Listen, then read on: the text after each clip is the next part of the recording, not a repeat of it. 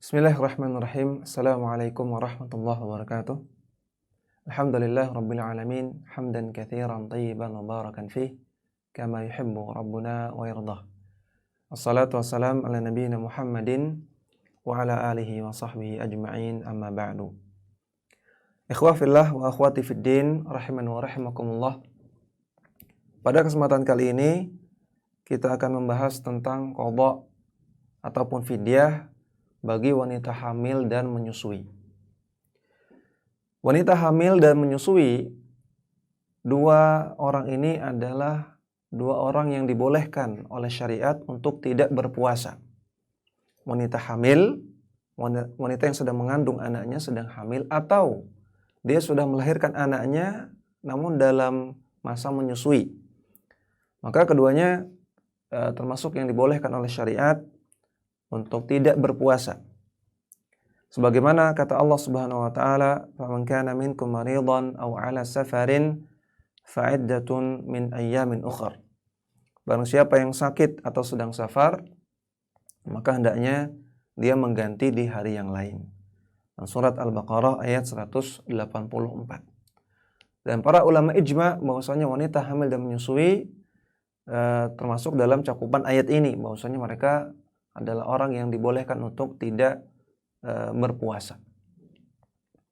Namun para ulama khilaf, apakah wanita hamil dan menyusui itu mengqadha, mengganti puasanya di hari yang lain, ataukah mereka membayar fidyah untuk mengganti puasa yang mereka lewatkan. Para ulama berbeda pendapat menjadi beberapa pendapat. Sebagian mereka mengatakan wanita hamil dan menyusui mereka mengqadha. Mereka hanya wajib mengqadha saja tanpa membayar fidyah. Ini pendapat sebagian salaf. Di antaranya Ibrahim An-Nakhai, Al-Hasan Al-Basri, Muhammad bin Shihab Az-Zuhri, Sufyan Ats-Tsauri, Abu Thawr, Muhammad bin Khalid Al-Kalbi, Abu Ubaid, Al-Qasim bin Salam, Abu Hanifah, dan para ulama yang lain. Dan ini juga pendapat yang dikuatkan oleh Syekh Abdul Aziz bin Baz, Syekh Muhammad bin Shalih Al-Utsaimin, kemudian Al-Lajnah Ad-Daimah, demikian juga Syekh Shalih bin Fauzan Al-Fauzan. Maksudnya wanita hamil dan menyusui itu mengqadha saja tanpa membayar fidyah. Kemudian pendapat yang kedua yaitu ulama yang mengatakan bahwasanya wanita hamil dan menyusui itu membayar fidyah saja tanpa mengqadha. Dan ini pendapat yang diriwayatkan dari Ibnu Abbas dan Ibnu Umar radhiyallahu ta'ala anhuma. Dua sahabat yang mulia, Ibnu Abbas dan Ibnu Umar. Dan ini juga pendapat yang dikuatkan oleh Syekh Muhammad Nasruddin Al-Albani rahimahullahu ta'ala, dan juga kebanyakan murid-murid beliau seperti Syekh Ali Hasan Al-Halabi, Syekh Salim bin Id Al-Hilali, dan para ulama murid-murid Syekh Al-Albani. Mereka mengatakan wanita hamil dan menyusui itu hanya membayar fidyah saja tanpa mengqadha. Sebagian ulama madhab ada yang merinci. Kalau dia khawatir kepada anaknya, maka membayar fidyah. Kalau dia tidak puasa khawatir kepada anaknya, maka bayar qadha mengganti puasanya plus fidyah. Tapi kalau dia khawatir kepada dirinya saja, maka hanya mengqadha saja. Pendapat ini merupakan pendapat ulama Malikiyah dan juga sebagian ulama Syafi'iyah. Ya, maka ala kulli hal ada beberapa pendapat dalam masalah ini. Namun yang ingin kita bahas dalam kesempatan kali ini dua pendapat saja. Yaitu pendapat ulama yang mengatakan qadha saja atau fidyah saja. Ya, karena ulama yang mengatakan qadha plus fidyah ini pendapat yang lemah. Namun dua pendapat ini pendapat yang paling kuat dalam masalah ini, yaitu ulama yang mengatakan qadha saja atau mengatakan fidyah saja. Nah, ulama yang mengatakan qadha saja, wanita hamil dan menyusui boleh tidak puasa, namun mereka wajib mengqadha tanpa bayar fidyah. Mereka mengkiaskan wanita hamil dan menyusui itu seperti orang sakit. Seperti tadi kata Allah Subhanahu wa taala, "Faman kana maridan aw 'ala safarin." Orang yang sakit atau sedang safar. fa'iddatun min ayyamin ukhar. Maka dia mengganti di hari yang lain. Surah Al-Baqarah ayat 184. Jadi mereka mengkiaskan wanita hamil dan menyusui seperti orang sakit. Sedangkan ulama yang mengatakan wanita hamil dan menyusui itu bayar fidyah saja, mereka mengkiaskan dengan orang yang sudah tua renta. Sebagaimana Allah Ta'ala katakan, وَعَلَى الَّذِينَ يُطِيقُونَهُ فِدْيَةٌ طَعَامُ مِسْكِينٍ. Dan orang-orang yang tidak mampu untuk berpuasa, maka boleh dia tidak puasa, namun fidyatun, membayar fidyah, berupa makanan kepada orang-orang miskin. Dan para ahli tafsir menafsirkan ayat ini, وَعَلَى الَّذِينَ يُطِيقُونَهُ, orang-orang yang tidak mampu, ini maksudnya asy-syaikhul kabir, yaitu orang yang sudah tua renta. Sehingga orang yang sudah tua renta, yang sudah tidak mungkin lagi puasa karena sudah lemah badannya dan akan membahayakan dia kalau dia berpuasa, maka dia boleh nggak puasa dan dia bayar fidyah. Karena kalau dia disuruh mengganti puasa nggak mungkin, karena sudah tidak mampu lagi. Maka Allah katakan fidyatun ta'amu miskin, bayar fidyah dengan memberikan makan orang miskin. Nah, wanita hamil tadi dikiaskan oleh ulama yang mengatakan fidyah saja, dikiaskan dengan syekhul kabir, orang yang sudah tua renta. Maka di sini kalau kita perhatikan dengan baik dua kias ulama tersebut, sebagian ulama mengkiaskan dengan wanita hamil, sebagian ulama mengkiaskan dengan orang yang sudah tua renta. Sebagian ulama mengkiaskan wanita hamil dengan orang sakit, dan sebagian ulama mengkiaskan dengan orang yang sudah tua renta. Nah, maka kalau kita renungkan, kias yang paling tepat dalam masalah ini adalah kias yang pertama, yaitu wanita hamil dan menyusui dikiaskan dengan orang sakit. Karena sifat-sifatnya lebih sesuai dengan orang sakit.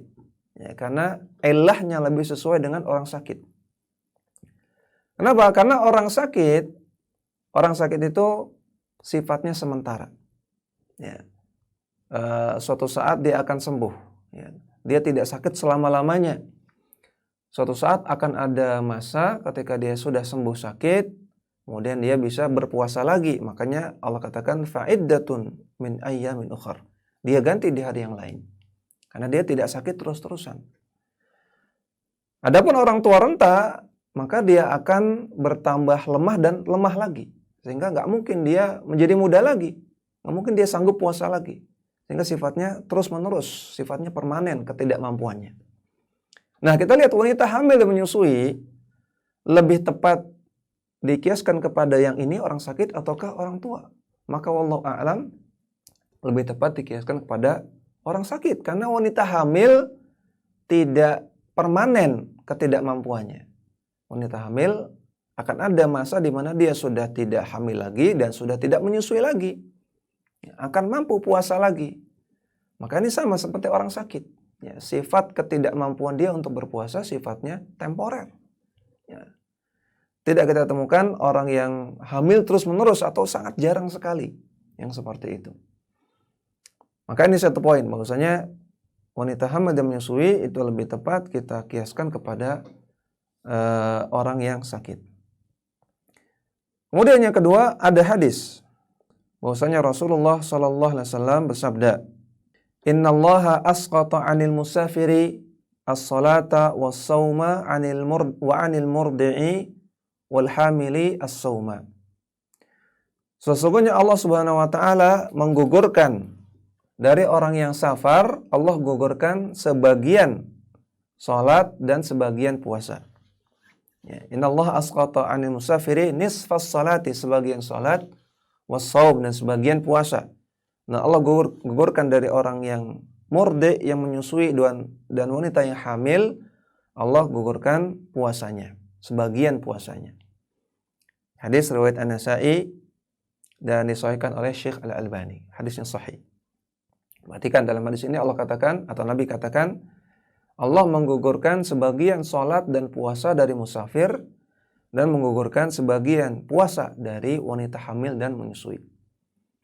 Kita katakan orang yang musafir, orang yang safar, ketika dikatakan Allah gugurkan sebagian sholat dan puasanya, apakah dia tinggalkan semuanya?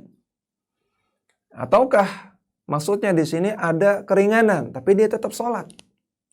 Apakah maksudnya dia tinggalkan puasanya 100%, tidak puasa sama sekali? Ataukah maksudnya di sini ada keringanan dari puasanya tersebut?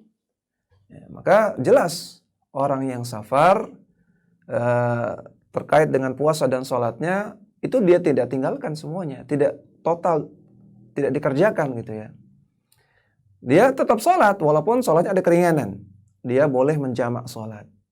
Ya, dia boleh mengqashar sholat. Ini maksudnya nisfas sholah. Ini maksudnya digugurkan sebagian sholat. Artinya dia boleh sholat sebelum waktunya atau di luar waktunya. Itu dijamak. Dan dia boleh mengqashar sholatnya. Nah juga terkait puasa, digugurkan sebagian puasa dari orang musafir. Artinya dia boleh tidak puasa di bulan Ramadan dan dia ganti di hari yang lain. Tidak kita dapati ulama yang mengatakan bahwasanya orang yang safar boleh membayar fidyah. Ya, namun mereka tetap puasa namun di hari yang lain. Dan dalam hadis ini Rasulullah SAW sebutkan secara bergandengan antara musafir dengan wanita hamil dan menyusui. Maka kalau demikian, kalau digandengkan dua hal ini, maka sama hukumnya, sama sifat hukumnya. Kalau musafir itu tidak meninggalkan puasanya 100%, namun dia mengganti di hari yang lain, dan juga sholatnya tidak tinggalkan 100%, namun ada keringanan untuk dijamak dan diqashar, maka demikian juga wanita hamil yang menyusui. Ya, maka wanita hamil yang menyusui juga tidak tinggalkan puasanya 100%, artinya tidak berarti dia tidak puasa kemudian bayar fidyah, tidak. Namun bagi dia mengganti di hari yang lain sebagaimana musafir. Oleh karena itu, para ulama dari 4 madhab mereka sepakat bahwasanya wanita hamil dan menyusui itu mengqadha puasanya di hari yang lain. Ini pendapat 4 madhab dari ulama madhab Syafi'i, madhab Hambali, madhab Maliki, dan madhab Hanafi. Semuanya sepakat wanita hamil dan menyusui itu qadha, mengganti di hari yang lain. Namun mereka khilaf apakah ada tambahan fidyah atau tidak. Ya, ini yang mereka persisikan. Namun tentang qadhanya mereka sepakat. Namun ada riwayat dari Ibnu Abbas dan Ibnu Umar tadi. Ya, pendapat yang kedua yang saya sebutkan di awal, bahwasanya sebagian ulama mengatakan wanita hamil dan menyusui itu hanya membayar fidyah saja. Dan ini berdasarkan riwayat dari Ibnu Abbas dan Ibnu Umar. Yaitu ketika menafsirkan firman Allah Ta'ala dalam surat Al-Baqarah tadi, wa 'alal ladzina yutiqunahu fidyatun ta'amu miskin. Ibnu Abbas mengatakan, kanat rukhsatan li syekhil kabiri wal mar'atil kabirati wa huma yutiqani as-siyam yuftirani wa yat'amani an kulli yawmin miskinan. Kata Ibnu Abbas, ayat ini bicara tentang orang tua yang sudah renta, baik laki-laki maupun perempuan, dan mereka berdua adalah orang yang tidak mampu puasa, dan mereka boleh untuk tidak puasa, namun niat aman atau yud iman. Mereka memberikan makan setiap hari yang ditinggalkan satu orang miskin. Wal murdi'i wal hubla idza khafata ala auladihima aftarata wa at'amata. Dan juga ayat ini bicara tentang wanita hamil dan menyusui. Kalau mereka khawatir kepada anak-anak mereka, maka mereka boleh tidak berpuasa, wa'at amata, dan mereka memberikan makan orang miskin, artinya membayar fidyah. Hadis riwayat Abu Daud dan hadisnya sahih. Dan terdapat riwayat yang sama dari Ibnu Umar. Ibnu Umar juga mengatakan bahwasanya wanita hamil dan menyusui itu tidak perlu berpuasa atau boleh tidak berpuasa, namun mereka membayar fidyah. Dan juga riwayat dari Ibnu Umar ini sahih. Ini adalah dalil utama yang merupakan dalil yang kuat yang digunakan oleh ulama yang mengatakan wanita hamil dan menyusui itu hanya membayar fidyah, tidak perlu mengqadha. Dan mereka katakan ini pendapat Ibnu Abbas dan Ibnu Umar. Sedangkan pendapat sahabat Nabi ketika tidak ada yang mengingkari ini adalah hujjah. Tafsiran sahabat Nabi terhadap ayat Apalagi ini sahabat Nabi yang ulama, yaitu Ibnu Abbas dan Ibnu Umar, ulamanya para sahabat, dan tidak ada yang mengingkari, maka itu hujjah, itu adalah dalil. Dan ini merupakan dalil yang kuat. Yang kita memang katakan ini dalil yang kuat dari ulama yang mengatakan fidyah saja. Ya, sampai tadi Syekh Albani dan murid-muridnya merujukan pendapat ini. Namun wallahu a'lam, dalam masalah ini terdapat riwayat yang lain dari Ibnu Abbas dan Ibnu Umar. Sebagaimana diriwayatkan dalam Al-Musannaf karya Abdul Razak. Ya. Dalam Musannaf Abdul Razak disebutkan riwayat dari Ibnu Abbas radhiyallahu ta'ala anhu. Ibnu Abbas mengatakan, "Tuftiru al-hamilu wal murdi'u fi Ramadan." Wanita hamil dan menyusui maka mereka boleh tidak puasa di bulan Ramadan. Wa taqdiyani siyaman wala tat'amani. Dan mereka mengqadha puasanya dan mereka tidak membayar fidyah, tidak memberikan makan. Dan riwayat ini sanadnya sahih. Ya, diriwayatkan oleh Abdul Razak dalam musannafnya. Demikian juga terdapat riwayat dari Ibnu Umar. An Ibnu Umar anna imra'atan hubla samat fi Ramadan. Fasta'tashat. Ada wanita yang sedang hamil, dia puasa di bulan Ramadan, fasta'tashat. Kemudian dia kehausan. Fasa'ala anha Ibnu Umar. Kemudian ada orang bertanya tentang wanita seperti ini, tanya kepada Ibnu Umar. Fa'amaraha an tuftira wa tut'ima kulla yawmin miskinan. Maka Ibnu Umar mengatakan kepada orang yang nanya ini, hendaknya wanita tersebut memberikan makan, artinya membayar fidyah untuk setiap hari yang dia tinggalkan, berikan makan kepada satu orang miskin. Thumma la yujziha fa idza sahhat qadat. Kemudian setelah itu Ibnu Umar meralatnya, la yujziha, tidak membolehkan lagi membayar fidyah, dan kata Ibnu Umar, idza sahhat qadat, kalau dia sehat maka hendaknya dia mengqadha puasanya. Riwayat ini disebutkan dalam Sunan Al-Baihaqi Al-Kubra, ya, dengan sanad yang terdapat kritikan di dalamnya, namun ala kulli hal sanadnya itu hasan. Ya, karena terdapat penguat dari riwayat yang lain. Maka kita dapati dari Ibnu Abbas dan Ibnu Umar ini ada pendapat lain. Ya, kalau tadi di riwayatnya Abu Dawud, Ibnu Umar dan Ibnu Abbas mengatakan fidyah. Tapi di Musannaf Abdul Razak, Ibnu Abbas katakan qadha. Dalam Sunan Al-Baihaqi, Ibnu Umar mengatakan qadha. Sehingga di sini tidak berlaku kaidah bahwasanya pendapat sahabat Nabi kalau tidak diselisihi oleh sahabat Nabi yang lain maka dia hujjah. Karena nyatanya pendapat Ibnu Abbas dan Ibnu Umar diselisihi oleh mereka sendiri. Artinya dalam hal ini Ibnu Umar dan Ibnu Abbas punya dua pendapat. Yang pertama mengatakan fidyah, yang kedua mengatakan qadha. Sehingga ini memperlemah hujjah dari ulama yang mengatakan fidyah saja. Maka kesimpulannya wallahu taala a'lam, yang lebih tepat dalam masalah ini, wanita hamil dan menyusui itu hendaknya mengqadha puasanya di hari yang lain, tidak membayar fidyah, dan tidak ada tambahan fidyah, qadha saja tanpa fidyah. Ini pendapat yang lebih kuat dalam masalah ini, sebagaimana tadi dikuatkan oleh Syekh Abdul Aziz bin Baz, Syekh Shalih Al-Fauzan, Syekh Muhammad bin Shalih Utsaimin, Al-Lajnah Ad-Daimah, dan juga ini adalah pendapat 4 mazhab tentang adanya qadha. Mereka khilaf tentang masalah tambahan fidyahnya.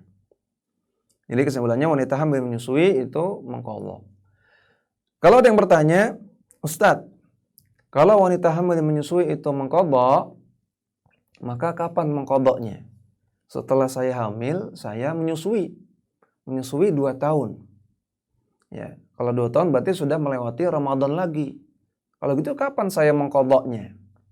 Pertama, kita katakan wanita hamil dan menyusui ini bukan berarti mereka tidak boleh puasa. Ya. Ini perlu diperhatikan ya. Yang dikatakan oleh para ulama, mereka boleh untuk tidak puasa, bukan tidak boleh puasa. Ya, wanita hamil menyusui boleh untuk tidak puasa. Artinya apa? Artinya boleh juga kalau dia mau puasa. Ya, boleh dia mau puasa. Namun tentunya dengan mengkonsultasikan dulu kepada dokter, ya, kepada ahli kesehatan. Kira-kira kondisi saya ini sedang hamil atau sedang menyusui, ini aman atau tidak? Ya, jangan sampai nanti membahayakan dirinya atau membahayakan anaknya.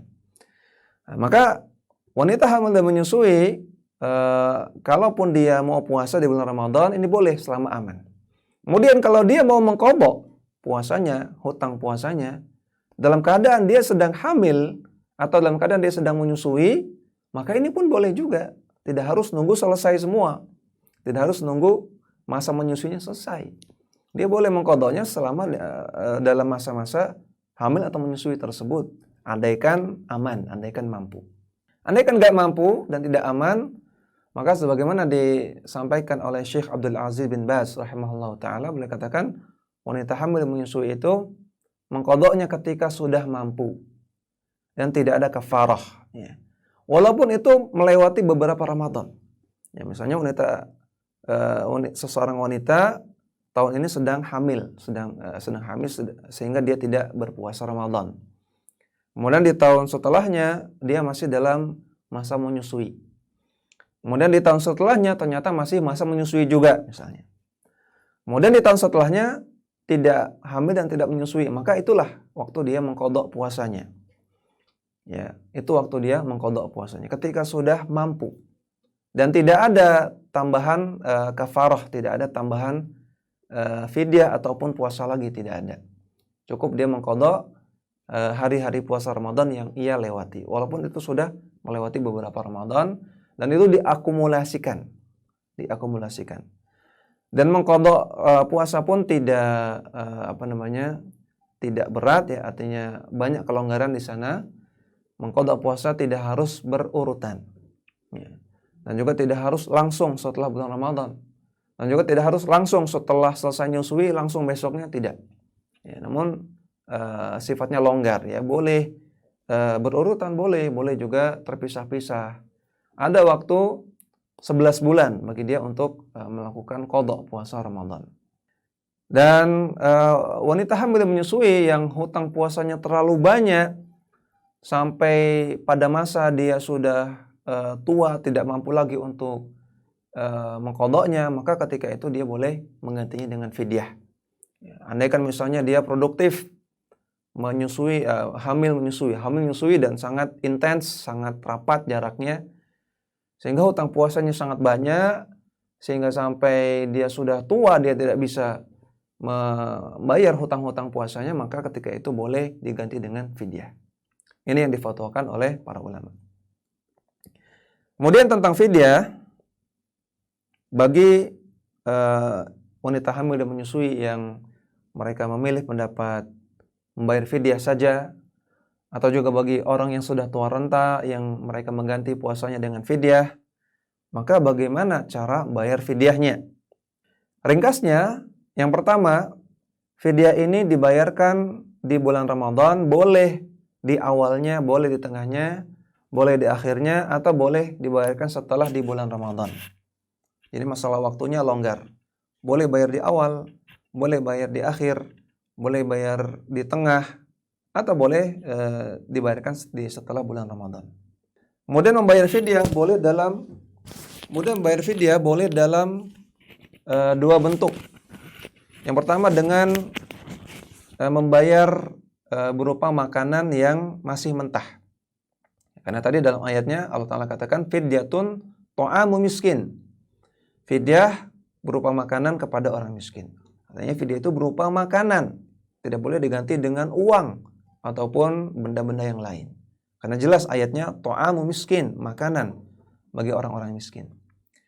Cara yang pertama dibayar dengan makanan mentah, yaitu berupa qut, berupa makanan pokok yang biasa dimakan oleh penduduk negerinya.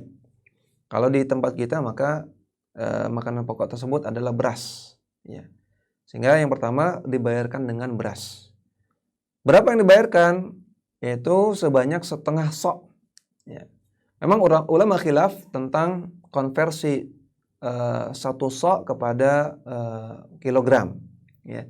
Sebagian ulama mengatakan satu sok Nabi itu sekitar 2,1 sekian kilogram Ada ulama mengatakan 2,5 sekian kilogram, ada ulama mengatakan 2,7 sekian kilogram.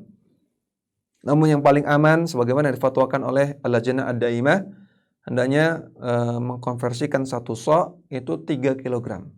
Paling aman ya, karena kalau kita bayar 3 kilogram ini sudah mencakup pendapat yang lain ya kan. Kalau kita bayar 3 kilogram ini sudah mencakup pendapat yang mengatakan 2,1, 2,5, 2,7 sudah termasuk di dalamnya. Ini yang paling aman. Sehingga kalau 1 sa' itu 3 kilogram, setengah sa' berarti 1,5 kilogram. Jadi bayar 1,5 kilogram untuk 1 hari yang tinggalkan berupa beras. Kalau 30 hari meninggalkan puasa, maka 30 dikali 1,5 kilogram berupa beras. Atau cara yang kedua dengan membayar berupa paket makanan yang biasa dimakan sehari-hari. Ya, berarti ini makanan yang matang, sudah dimasak. Ada nasinya, ada sayurnya, ada lauk pauknya yang biasa dimakan sehari-hari. Kalau meninggalkan puasa 30 hari Ramadan, maka membayarkan 30 paket makanan untuk orang miskin.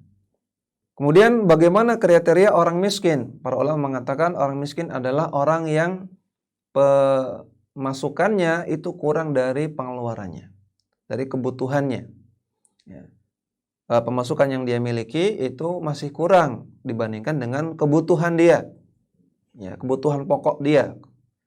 Ya, misalnya orang dalam sebulan itu kebutuhan pokoknya 1 juta, ya, untuk makan sehari-hari, kemudian untuk bayar listrik, untuk transportasi. Ini kebutuhan pokok, ya, bukan kebutuhan tersier senang-senang. Pokoknya 1 juta, tapi dia qadarullah pemasukannya misalnya cuman 700.000 misalnya. Maka ini tergolong orang miskin. Inilah yang menjadi sasaran untuk pembayaran fidyah. Fidyah boleh dibayar secara sekaligus atau boleh dipecah. Boleh dibayar dengan sekaligus atau dipecah.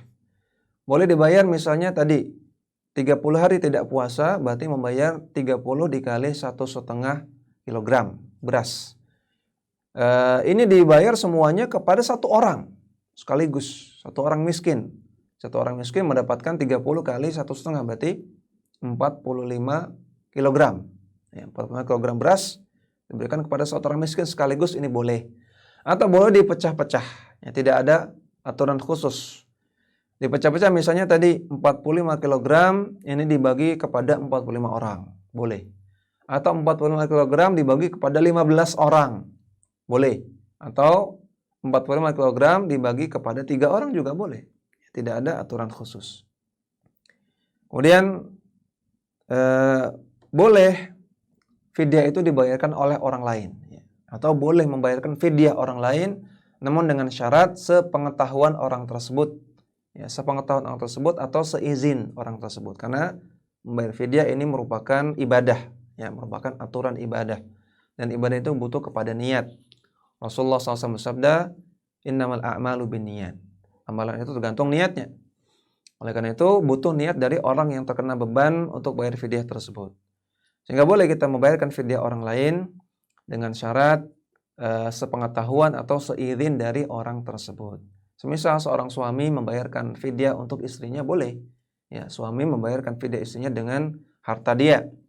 Maka boleh atas sepengetahuan istrinya atau atas seizin istrinya.